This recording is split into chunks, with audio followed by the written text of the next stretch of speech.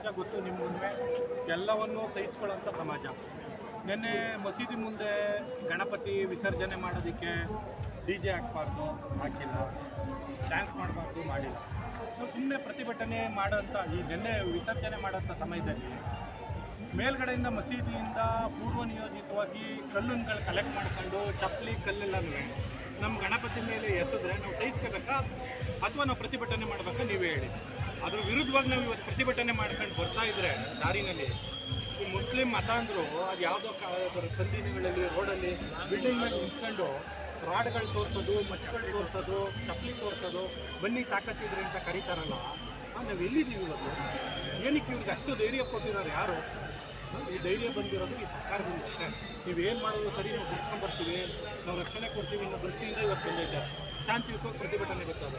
ಇವ್ರಿಗೆ ಯಾರು ಮಚ್ಚು ತೋರಿಸಿ ರಾಡ್ ತೋರಿಸಿ ಅಂತ ಯಾರು ಹೇಳಿದ್ದಾರೆ? ಮೊನ್ನೆ ಈದ್ ಮಿಲಾದ್ ನಡೆದೈತೆ 3-4 ದಿವಸದ ಮುಂಚೆ.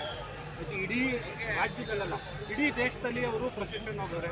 ನಮ್ಮ ಹಿಂದೂಗಳು ಯಾರು ಒಬ್ಬರೇ ಒಂದು ಬಿಟ್ಕೊಂಡ್ಬಿಡ್ತೀವಿ ಆಮೇಲೆ ನಿಮ್ಗೊಂದು ಸಣ್ಣ ಗಣಪತಿ ನಮ್ಮ ದೇವರು, ನಾವು ಆರಾಧಿಸುವಂಥ ಗಣಪತಿ ದೇವ್ರನ್ನ ನೀವು ಒಂದು ಮೆರವಣಿಗೆ ಹೋಗೋಕ್ಕೆ ಕಲ್ಲು ಹೊಡಿತೀರಿ ಅಂದರೆ ನಿಮ್ಗೆ ಸಹಿಸ್ಕೊಳಕ್ಕಾಗಲ್ಲ ಅಂದ್ರೆ ಹೋಗಿ ಪಾಕಿಸ್ತಾನಕ್ಕೆ. ಯಾರು ನಿಮ್ಗೆ ತಡೆಯೋರು? ನಾವೇ ಟಿಕೆಟ್ ಕೊಟ್ಟು ಕಳಿಸ್ತೀವಿ. ಇದು ಸಂಪೂರ್ಣ ಪೊಲೀಸರ ನಿರ್ಲಕ್ಷ್ಯ, ರಾಜ್ಯ ಸರ್ಕಾರದ ನಿರ್ಲಕ್ಷ್ಯ.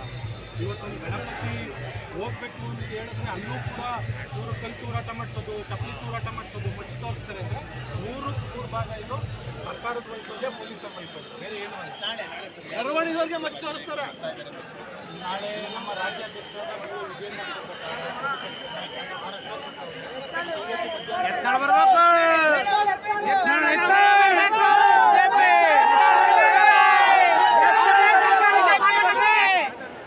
ಅವರೇ ಸರ್ಕಾರಕ್ಕೆ ಪಾಠ ಕಲಿಸಿದ್ರೆ ಅವರೇ ಸರಿ.